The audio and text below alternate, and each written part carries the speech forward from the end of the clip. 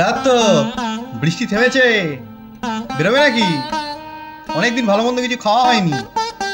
হ্যাঁ চলো, তাহলে আমাদের থার্ড ফুড ওয়াকটা আজকেই সেরে ফেলা যাক। চলো চলো চলো চলো। ওকে, বেরোচ্ছি। হ্যাঁ ঠিক আছে। আজকের ফুড ওয়াকে আমাদের প্রথম গন্তব্য ছিল মধ্য কলকাতার ক্রিস্টাল চিমনি রেস্তোরাঁ। আমরা দমদম থেকে মেট্রো নিয়ে চাঁদনি চক স্টেশনে নামলাম। সেখান থেকে মাত্র 2-3 মিনিট পায়ে হেঁটে আমরা পৌঁছে গেলাম ক্রিস্টাল চিমনিতে।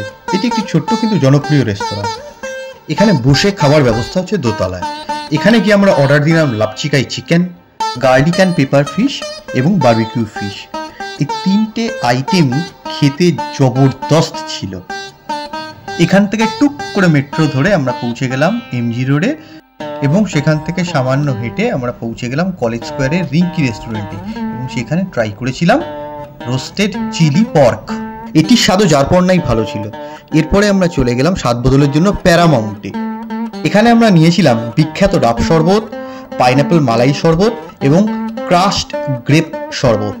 এগুলোর স্বাদ নিয়ে নতুন করে আর বলার কিছু নেই। এই খাওয়া শেষ করে আমরা ছুটলাম কলেজ স্ট্রিটের বিখ্যাত মিষ্টির দোকান পুটিরামে। সেখানে আমরা চেখে দেখলাম পুটিরামের বিখ্যাত জলভরা, আইসক্রিম সন্দেশ এবং আরও কিছু রকমের সন্দেশ। এরপর কলেজ স্ট্রিট চত্বর ছাড়িয়ে আমরা চলে এলাম বাগবাজারে। এখানে আমরা প্রথমেই ঢু মারলাম লালটু কেবিনে। এখানে আমরা খেয়ে দেখলাম লালটু কেবিনের ভাপা চিকেন, যেটি খেতেও খুব একটা মন্দ ছিল না। এরপরে আমাদের ফুড ওয়াকের শেষ গন্তব্য ছিল নীলাচল, যেখানে আমরা খেয়ে দেখেছিলাম ওদের বিখ্যাত ডিশ মাছের কচুরি, যেটি খেতে সত্যিই ভালো ছিল।